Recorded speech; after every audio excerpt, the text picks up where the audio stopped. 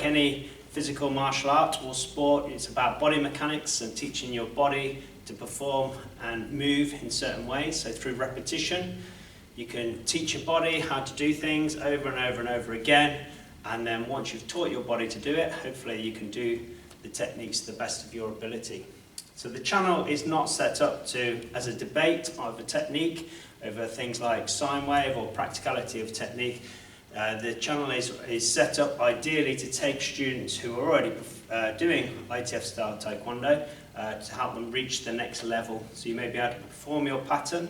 If you want to take it to the next level to compete at high level competition or to score better at gradings, then there's certain things like chambers, stances, sine wave, different types of motion, reaction force, backward movement that you can help you to improve your ability. So I'm going to do a quick demonstration of what I mean when I say that the techniques that we learn are in their full movement. So if you can imagine learning a big technique which may be not so practical, for example a back leg side kick, which is one of the most powerful techniques in Taekwondo, where we come all the way around, chamber, and then we side kick that kick out using the hips, using the body to generate maximum force, which we practice quite often in breaking. Once you've done that technique over and over and over and over again,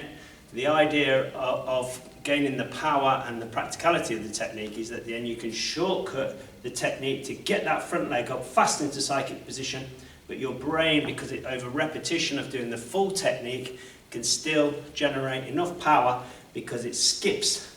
this part into this part, but everything is ideally positioned to still generate as much power as you can over a short distance. So I'll do a quick demonstration of what I mean by doing that with a side kick and a breaking board, and then we'll skip straight in to lesson 1 on the Taekwon Do Factory. Please don't forget to like and subscribe to the channel if you enjoy it, and hopefully you're going to benefit from it in the long term. Okay, so we have a re-breakable board here on the breaking frame, and I'm sure anybody that's done Taekwondo will have attempted at some point, if you've been training for a while, on one of these plastic re-breakable boards. And usually the first technique you start off with would be a side kick. So you would normally position yourself in a position, come around, get your technique so your hips are coming over, and it's the most powerful way to generate that kick over a big distance to break that board. Okay, but obviously in a practical situation you wouldn't have the time necessarily to do that full movement coming off the back leg, and usually what you see, especially in ITF Taekwondo competition, is a lot of front leg kicking, front leg side kick, okay, maintaining distance. But if you've practiced this technique over and over and over again, and your body mechanics have memorized the position of where you should be at certain points, then there's no reason